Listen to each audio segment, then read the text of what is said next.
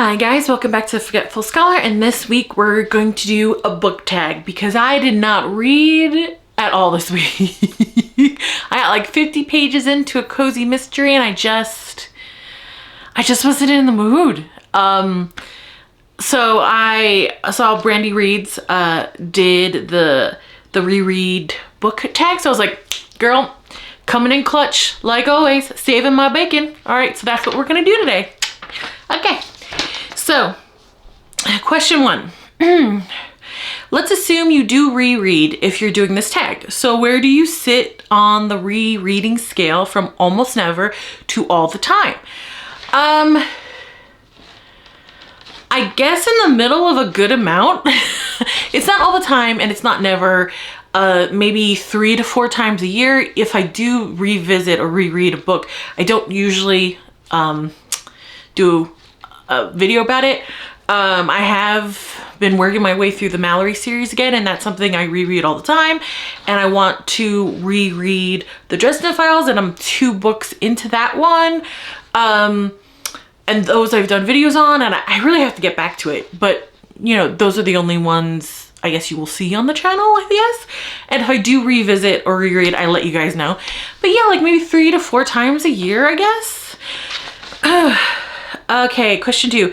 Has that changed over your reading life? Not really. I've always enjoyed rereading books that I love. I kind of see it like, I don't know, I just always done that, you know, especially when I was younger and I really got into the Night World series by L.J. Smith.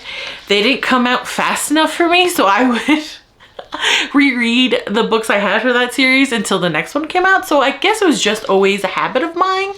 I think my big sister used to do it too, so that's probably why I got into the habit of it. You know how younger siblings are, right? So when you reread, when do you reread? Maybe immediately after finishing a book, or not till years later, or when the mood strikes. So I'm a mood reader, so I lean towards when the mood strikes.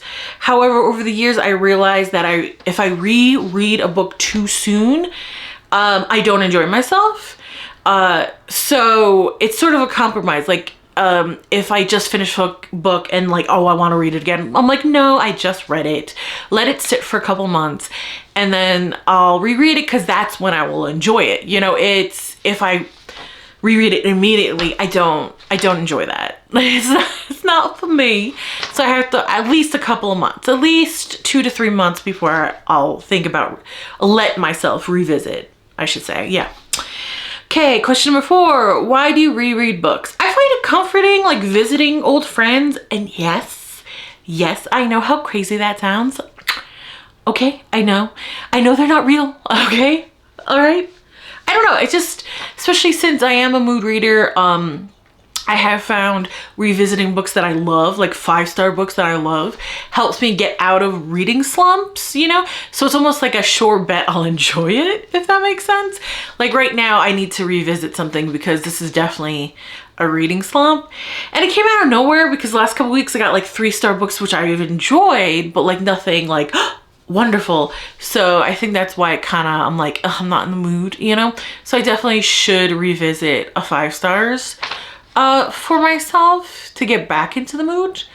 And yeah, it's comforting. Okay, it helps me through reading slumps. Okay. So there it is. Okay, question 5. How do you reread? Faster, slower, just the best bits? I do the same pace as I first do it. I don't find myself skimming or anything like that. I don't think my reading speed changes either. If it has, it's been like unnoticeable for me, you know. So I think the same pace. Question 6, who or what do you reread? More specifically, what authors or genres or individual books? So one book I read in the beginning of Christmas time, the Christmas season, because it always gets me in the mood for Christmas, you know, in the Christmas spirit, which is weird because it's not a Christmas book, and I don't know why I associate this with Christmas. Maybe because that's when I was gifted the book. I'm not sure why I do it, but it's gonna sound really pretentious. But if you guys are here for a while, you know I am not a pretentious reader at all. But Pride and Prejudice by Jane Austen, I read it like in the beginning of the Christmas season to get myself in the mood. I don't really talk about it because, you know, why would I? I think I talked about the book once and how much I loved it, and that was it, and I think that's enough, right? But I don't know, again, why? I don't know. Like, Christmas is not, I don't know why I associate it with Christmas, but that helps me get in the mood of Christmas. And like any 5-star, so Johanna Lindsey, I have a lot of, she's a historical romance writer. A lot of her books are 5 stars for me. Angel is like one of my top 5 stars, and that's like a Wild West gunslinger romance. I read that a lot. Marriage Most Scandalous, that's like a forced fake marriage. I read that one. Most of the Mallory family series, which again, revisiting on the channel, most of them, yes. So I guess romance books, I guess you could say I revisit those. I'm kind of getting in the mood to revisit Griffin and Wyborn series, which is a historical, paranormal, Cthulhu gay romance. Takes place in like the early 1900s. Kind of get in the mood to revisit that. So I guess more romance books. I have been trying to branch out more in fantasy and sci-fi, so if one of those are my 5 stars, I would definitely been getting in the mood to revisit the first Dungeon Crawler Carl book, because that was amazing. But you know, so my 5-star books, and right now they're mostly romance because that's mostly what I read. But I'm not opposed to a 5-star in a different genre, if that makes sense, you know? It's just like a sure thing that I'm gonna enjoy it and get me out of a freaking reading slump. Okay, so I don't know why I got sassy there. Sorry. You guys aren't doing it. I don't know what that... Oh, and the Dresden Files, I forgot. Yeah, I am revisiting Dresden Files because the new novella came out a while ago, and then a new book is coming out. And I remember really liking the Dresden Files. Full Moon kind of stopped me cold on revisiting for a bit, but I do want to get back to it. Yeah, I think that's another question that'll go into that one. So question 7, is there a book you found better when you reread it? Yes, at first, Johanna Lindsey's Marriage Most Scandalous, I was like, oh, okay, it's fine, you know, whatever, no big deal. A little Batman-y, I think it made me think of, no, I didn't think of that first when I first read it. And then, you know, it sat on my shelf for a while, and then I was like, you know what, there wasn't any new Johanna Lindsey's at this time. There've been new ones since, but this time there wasn't, so I was like, you know, let me give the last one another chance. It wasn't like I hated it or anything, it was just like a 3-star, and then I read it the second time and I was like, oh, I love this. What was wrong with me? Also, that's kind of like a mood reader's curse, you know? I guess the second time I read it, I was in a better mood. And I realized Sebastian, which is the male MC, kind of reminded me of a historical English Batman, and I kind of loved it. I think he's known as a mercenary named as the Raven. Yeah. And then I just kind of like, oh my God, what was wrong with me? This is 5 stars, you know? So that one I could think of that I enjoyed. Oh, sorry, my sinuses feel like they're going to explode off my face. Sorry for that visual, but here we are. Okay. Number 8, and one that was worse. Yes. So with the first 5 books of the Dresden Files, I listened to the audiobook, right? Because I was dog grooming at the time. And the second book, Full Moon by Jim Butcher, the first time I listened to it was fine. You know, typical Dresden File, like still getting into the world, really loved Harry, still love Harry.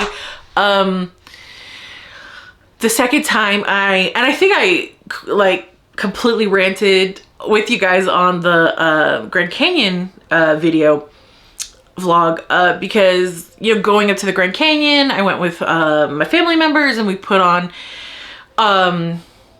you know, there was dead air, and I wasn't gonna put on any audiobook because I listened to different things, and they're like, oh, dead air is annoying, put something on. I was like, okay, I already have this downloaded, so I put it on. And Full Moon made me hate the character of Murphy so badly, because Murphy is the homicide detective, and, you know, in the beginning of the series is will they, won't they, whatever, until, you know, whatever. And I thought she was fine. I thought it was typical kind of 90s, early 2000s female love interest, whatever. She wasn't my favorite, but I didn't hate her, right? And I know a lot of people online like loved her or hate her, and I was like, she's fine. You know, middle, she's fine. Full Moon, there's a part where she puts the handcuffs on, she arrests Harry, because that's what she does like all the time, because she's a horrible detective. And then she proceeds to beat him up as he's handcuffed. And I was like, fuck you. You're a cop doing police brutality. Fuck you, and how dare you hurt Harry like this? How dare you? So I despise her now, and I'm happy what happens to her happens to her. Yeah, I said it. Yeah, I said it. If you know what I mean, you know what I mean.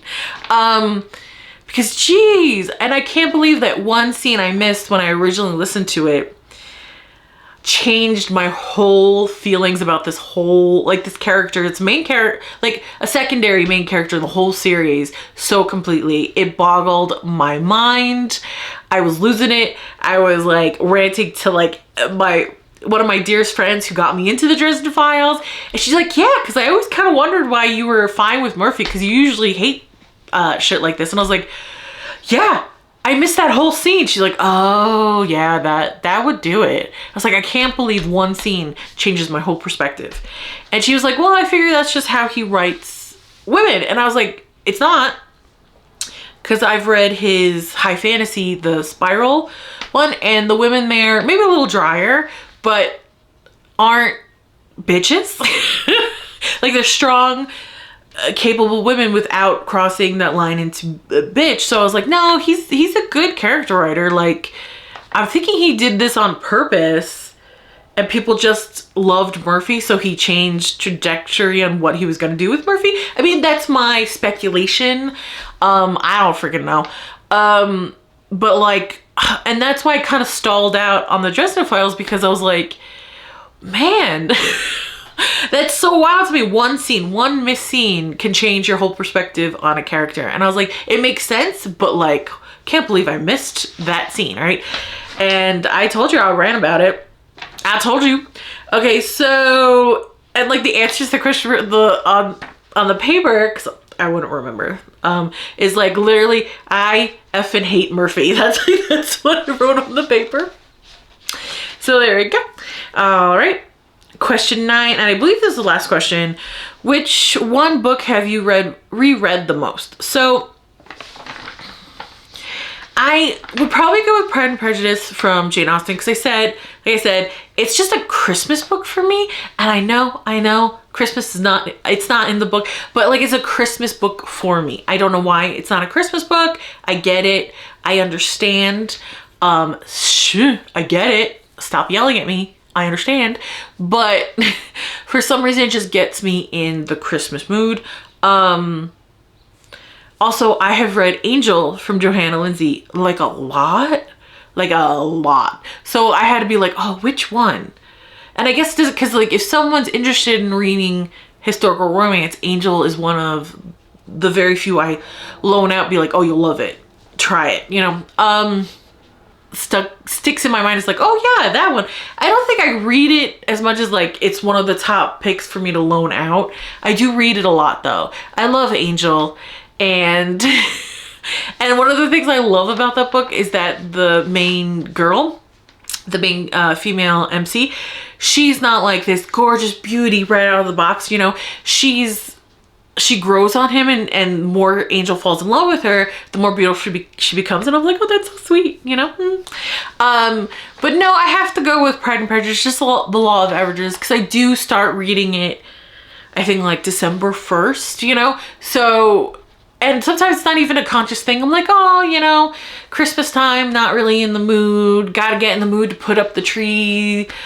Let me like grab the book, get me in the mood, you know? So it's not even like a real conscious thing. So I'm gonna be like super snooty and say Pride and Prejudice by Jane Austen. I am kind of excited about the remake TV show that they're doing. I've heard really good things. So the book I revisit the most or reread the most is Pride and Prejudice, because I'm just so snooty. Yeah, that's so funny considering like I'm like Cthulhu romance, give me. I love indie authors too, so that is kind of funny that that's the one I read the most. I don't know. And why does it signal Christmas to me? I have no freaking clue. I don't know, and that's gonna bother me until I figure out. Probably won't. Anyway, I don't want to, but it's time for me to get back to the real world. Like, comment, and subscribe, and I'll see you later. Bye.